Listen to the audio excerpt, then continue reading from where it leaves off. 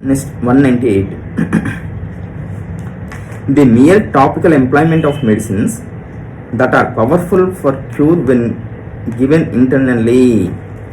The mere topical employment of medicines అంటే only బాహ్యంగా మాత్రమే పూసేటటువంటి మెడిసిన్స్ కానీ that are powerful for cure when given internally, కానీ అవి చాలా సమర్థవంతమైనవి, చాలా శక్తివంతమైనవి. ఎప్పుడు ఇంటర్నల్గా కానీ ఇచ్చినట్లయితే అవి వ్యాధిని నయం చేయగలవు అని చెప్తున్నాను అనమాట.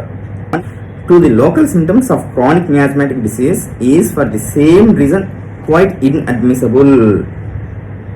ఈ యొక్క క్రానిక్ మియాస్మాటిక్ డిసీజెస్ లో కూడా ఈ రకమైనటువంటి పైపోతలుగా పోయటం అనేది, ఎక్స్టర్నల్ అప్లికేషన్ అనేది ఈ కారణం చేత మాత్రమే ఆమోదయోగ్యం కాదు, అనుమతించకూడదు. ఈ కారణం చేతనే ఏంటంటే పైన చెప్పుకున్నట్టు ఫస్ట్ ఆ స్కిన్ కంప్లైంట్, ఆ లోకల్ ఎఫెక్షన్ ఏదైతే చెప్పుకుంటున్నామో అది అదృశ్యమైపోవటం వల్ల ఆ ఇంటర్నల్ వ్యాధి సమూలంగా నిర్మూలన జరిగిందా లేదనేసి మనం సందేహంలో పడిపోతాం అదనమాట.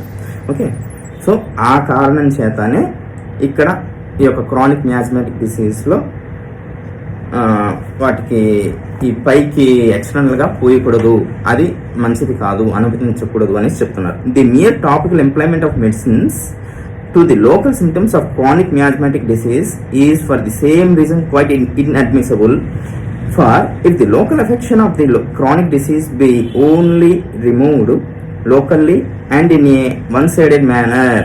అది ఈ యొక్క క్రానిక్ మియాస్మాటిక్ బ్యాక్గ్రౌండ్లో వచ్చినటువంటి లోకల్ ఎఫెక్షన్ అనేది ఫస్ట్ అది నయమైపోతే, అంటే ఈ రకంగా ఎక్స్టర్నల్గా అప్లై చేయటం వల్ల నయమైతే అది ఎలా తీసుకోవాలంటే వన్ సైడెడ్ మేనర్లో తగ్గింది అని. వన్ సైడెడ్ మేనర్ అంటే వ్యాధి మొత్తంలోనూ చేంజెస్ తీసుకుని రాకుండా అది సగమే పాక్షికంగానే తగ్గిందనమాట.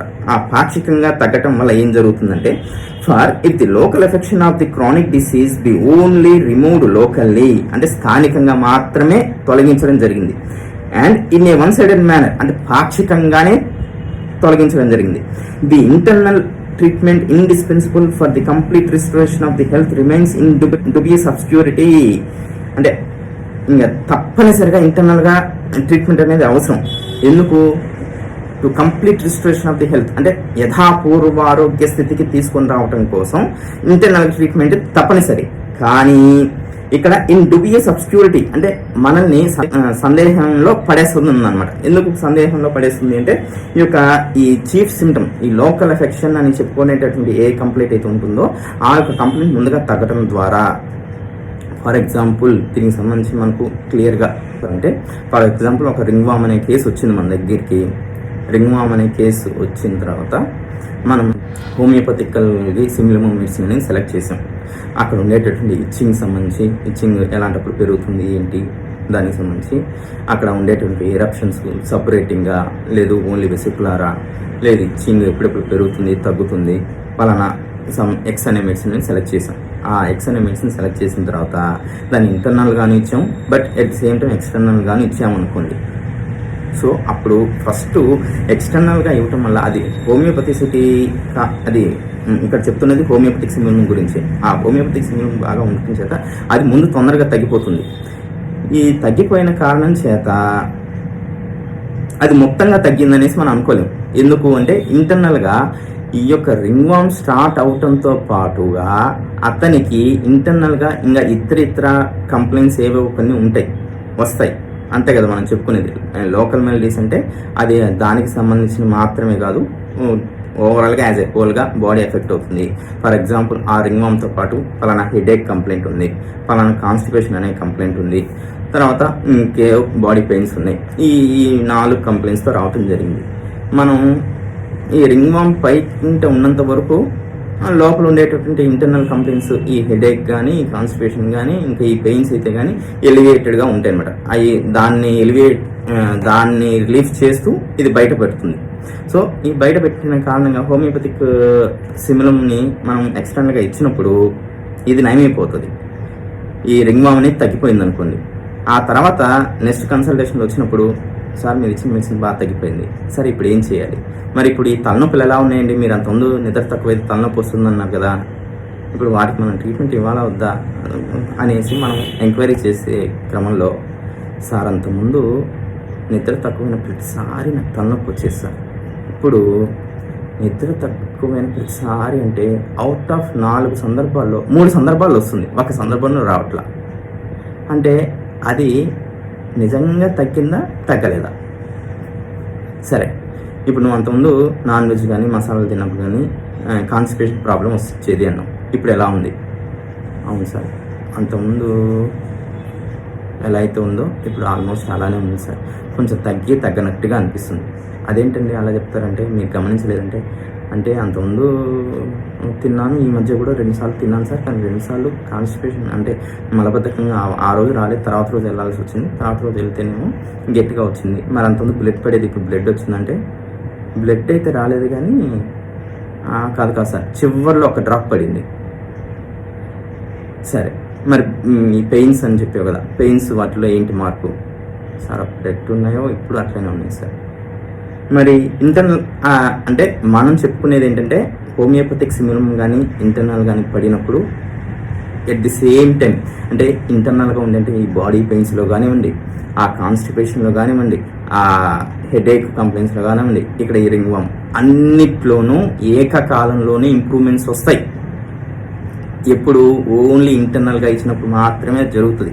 అలా ఇంటర్నల్ కాకుండా ఎక్స్టర్నల్గా కూడా ఇచ్చినప్పుడు ఇంటర్నల్గా ఉన్నటువంటి జబ్బులో అరకొరగా తగ్గుతాయి, లేదు అసలే తగ్గకపోవచ్చు. ఎందుకంటే ఫస్ట్ ఇది తగ్గిపోయింది కాబట్టి దీన్ని నేచర్స్ వే ఆఫ్ ట్రీట్మెంట్లో మనం దీన్ని తగ్గించలేదు. బాహ్యంగా ఇవ్వటం ద్వారా దాని యొక్క మెడిసినల్ పవర్తో అది పైకి తగ్గిపోయింది. పైకి తగ్గినప్పుడు మనం ఏం చెప్తాం? ఈ ఆర్గనాన్ కాన్సెప్ట్స్ కానీ క్రానిక్ డిసీజ్లో కాన్సెప్ట్స్ ఎప్పుడైతే స్కిన్ కంప్లైంట్ తగ్గిందో ఇంటర్నల్గా ఉండేటటువంటి ఇతర శారీరక కంప్లైంట్స్ పెరుగుతాయి. సో ఇది కన్ఫామ్గా అంటే నేచర్స్ వే ఆఫ్ ట్రీట్మెంట్లో అంటే ఇంటర్నల్గా ఇచ్చిన మెడిసిన్తో మాత్రమే తగ్గినట్లయితే వాటన్నిటిని తగ్గుతూ స్కిన్ కంప్లైంట్ తగ్గిపోతుంది. కానీ ఇక్కడ అలా జరగలేదు కాబట్టి ముందు ఇక్కడ ఉన్నటువంటి రింగ్ తగ్గిపోయింది. కానీ ఇంటర్నల్గా ఉన్నటువంటి ఈ లక్షణాల్లో అరాకొరగా మార్పు వస్తే, లేదంటే ఇంకా అవి పెరగచ్చు. So the internal treatment indispensable for the complete restoration of the health. చాలా ఖచ్చితత్వం అని తప్పనిసరి, indispensable for the complete restoration of the health అంటే యథాపూర్వ ఆరోగ్య స్థితికి తీసుకొని రావడానికి తప్పనిసరిగా ఇంటర్నల్ ట్రీట్మెంట్ అయితే అవసరం. కానీ అది రిమైన్స్ ఇన్ డ్యూబియస్ అబ్స్క్యూరిటీ, మనల్ని సందేహంలో పడేస్తుంది. అబ్స్క్యూరిటీ అంటే మసకబారి చేసేస్తుంది అనమాట, ఒక సందేహంలో పడేస్తుంది. The chief symptom the local affection is gone. అది ఎందుకు సందేహంలో మనం పడేస్తుందంటే ఈ యొక్క ప్రధాన లక్షణం ఏదైతే ఉంటుందో ఈ ప్రధాన లక్షణం అనేది పోతుంది. And they remain only the other less distinguishable symptoms which are less constant and less persistent than the local affection. ఇది and they remain only the other అంటే లోకల్ సిమ్టమ్ ఏదైతే ఉందో అది అది కనపడకుండా పోతుంది. కాబట్టి మనకు మిగిలింది ఇంకేంటంటే ఇంటర్నల్గా ఉండేటటువంటి సిమ్టమ్స్. మనం ఇందాక చెప్పుకున్నటువంటి ఈ కేసులో ఎగ్జాంపుల్గా హెడేక్, కాన్స్టిపేషను, ఈ బాడీ పెయిన్స్ ఇవి చెప్పుకున్నాం. ఈ వీటిల్లో and they remain only the other less distinguishable symptoms అంటే చాలా తక్కువ విభేదించేటటువంటి సిమ్టమ్స్. అంటే మనం హోమియోపతి కేస్ టేకింగ్లో ఒక్కొక్క కేసుని ఇండివిజువలైజ్ చేసుకోవడం కోసం ఒక 10 కొరైజా కేసులు వస్తే 10 కొరైజా కేసెస్ని డిఫరెన్సియేషన్ చేసుకోవడం కోసం అక్కడ ఉండేటువంటి ఫిజికల్ సిమ్టమ్స్, మెంటల్ సిమ్టమ్స్ వీటన్నిటిని తీసుకుంటాం. అయితే ఎట్ ది సేమ్ టైం అదే పేషెంట్లో అదే కొరైజాని ఇంకా డిఫరెన్సియేషన్ చేసేటటువంటి సిమ్టమ్స్ కొన్ని ఉంటాయి. ఫర్ ఎగ్జాంపుల్ ఇప్పుడు జలుబు చేసినప్పుడు స్మెల్ పోయిందా, లేదు జలుబు చేసినప్పుడు నాలుక రుచి తగ్గిందా. సో ఇటువంటి డిస్టింగ్విషబుల్ సిమ్టమ్స్ అంటే ఇప్పుడు ఎపిటైట్ అనేది ఉంది. ఈ ఎపిటైట్లో సాధారణంగా మిగిలిన అదర్ సిస్టమ్ ఆఫ్ మెడిసిన్స్లో ఆకలి ఎలా ఉందా, తగ్గిందా, పెరిగిందా అంతే. కానీ మనం ఎలా ఆ యొక్క ఎపిటైట్ని మనం విభేదించుకుంటే ఎపిటైట్ వాంటింగ్ తగ్గింది, ఎలా తగ్గింది అంటే ఏ రకంగా అంటే వాంటింగ్ అంటే ఆకలి అనిపిస్తుంది కానీ తినలేకపోతున్నాను. Want of appetite with hunger అలా తగ్గిందా, లేదు ఆకలి తగ్గింది కానీ దాహం పెరిగింది, want of appetite with thirst, లేదు ఆకలి తగ్గిందండి కానీ ఒక 2 ముద్దలు పెట్టుకోగానే మళ్ళీ ఆకలి అనిపిస్తుంది. అంటే appetite returns as soon as eating. ఈ చైనా ఇలాంటి డ్రగ్స్లో చూస్తాం అనమాట. నెక్స్ట్ ఆకలి తగ్గింది అంటే ఆకలి అనిపించడమే అస్సలే తగ్గిపోయిందా, కాదు ఆకలి అనిపిస్తుంది కానీ కొంచెం తినగానే కడుపు నిండిపోయినట్టుగా అనిపిస్తుంది. అంటే ఈ రకమైనటువంటి డిస్టింగ్విషబుల్ సిమ్టమ్స్ అనేవి ఎప్పుడైతే ఈ లోకల్ సిమ్టమ్ అనేది అదృశ్యం అయిపోతుందో ఇలాంటి వాటిల్లో మనం ఆ డిస్టింగ్విషబుల్ చేసుకునేంతగా ఉండవన్నమాట ఎక్కువగా. అంటే ఆకలి తగ్గిందంటే ఆకలి ఎలా ఉంది, ఏమోనండి అప్పుడు ఎలా ఉంది ఇప్పుడు అలానే ఉంది, పెద్ద మార్పు రావట్లేదు. సో ఈ రకంగా ఆ యొక్క ప్రతి ఒక్క సిమ్టమ్ని ఇండివిజువలైజ్ చేసుకోవాలి. ఆ యొక్క ప్రతి ఒక్క సిమ్టమ్ని ఇండివిజువలైజ్ చేసుకునేలాగా అక్కడ ఆ కేసులో అంతగా కనపడవు. ఎందుకు, ఎప్పుడైతే ఈ లోకల్ సిమ్టమ్స్ లోకల్ డిసీజ్లో ది స్ట్రైకింగ్ సిమ్టమే లోకల్ సిమ్టమ్. ఆ రింగ్ వామ్, ఆ కేసు మనం ఇందా చెప్పుకున్న కేసులో రింగ్ వామ్ దానికి సంబంధించి ఇచ్చిన చెమట పట్టినప్పుడు పెరుగుతుందా, అదొక పెక్యులారిటీ. లేదు నేను సాక్స్ వేసుకుంటాను, సాక్స్ తీసిన తర్వాతనే నాకు పెరుగుతుంది, లేదు స్నానానికి బట్టలు ఇప్పినప్పుడు మాత్రమే నాకు పెరుగుతుంది, అండర్సింగ్. ఆ యొక్క పెక్యులారిటీస్, అన్కామన్ పెక్యులారిటీస్, ఇలాంటి సిమ్టమ్స్ అనేవన్నీ కూడా ఆ యొక్క లోకల్ కంప్లైంట్లో మాత్రమే ప్రస్ఫుటంగా మనకు కనిపిస్తాయి. మిగిలిన ఇతరితర జనరలైజ్డ్ సిమ్టమ్స్లో ఇంతలా స్ట్రైకింగ్ సిమ్టమ్స్, ఇక్కడ కనపడేంతగా పెక్యులర్ సిమ్టమ్స్ మనకు మిగిలిన జనరలైజ్డ్ హెల్త్లో అవి బయటపడవు అనేసి చెప్తున్నాను అనమాట. And they remain only the other. అక్కడ ఆ చీఫ్ సిమ్టమ్, ముఖ్యమైనటువంటి సిమ్టమ్, ప్రధానమైనటువంటి సిమ్టమ్, ఈ లోకల్ సిమ్టమ్ అనేది అదృశ్యం అయిపోయిన తర్వాత less distinguishable symptoms which are less constant and less persistent than the local affection. ఇది అవి చాలా, అంటే ఈ లోకల్ ఎఫెక్షన్ మాత్రమే బాగా కాన్స్టెంట్గా స్థిరంగా ఉండిపోయేది. అది కాకుండా మిగిలిన ఈ ఆకలి ఎలా ఉంది ఏంటి అనేసి రోజు వారి అవి మారిపోయేటటువంటి సిమ్టమ్స్, లేదు తలనొప్పులు ఎలా ఉన్నాయి, కాన్స్టిపేషన్ ఎలా ఉన్నాయి, అవన్నీ కూడా అంత స్థిరంగా కాన్స్టెంట్గా ఉండేటటువంటి సిమ్టమ్స్ కాదు. Which are less constant and less persistent than the local affection. అక్కడ ఉన్నటువంటి లోకల్ ఎఫెక్షన్తో పోలిస్తే ఇవి అంత స్థిరమైనటువంటి లక్షణాలు కాదు, అవి చేంజబుల్గా ఉంటుంటాయి. ఎన్ఎస్ అట్ ది సేమ్ టైం చేంజబుల్గా ఉంటూ వాటిల్లో అంత పెక్యులారిటీస్, అంత డిస్టింగ్విష్ చేసేంత పెక్యులారిటీస్ అన్కామన్ స్ట్రైకింగ్గా ఇవి కనపడవు. And frequently not sufficiently peculiar to slightly characteristic to display after that.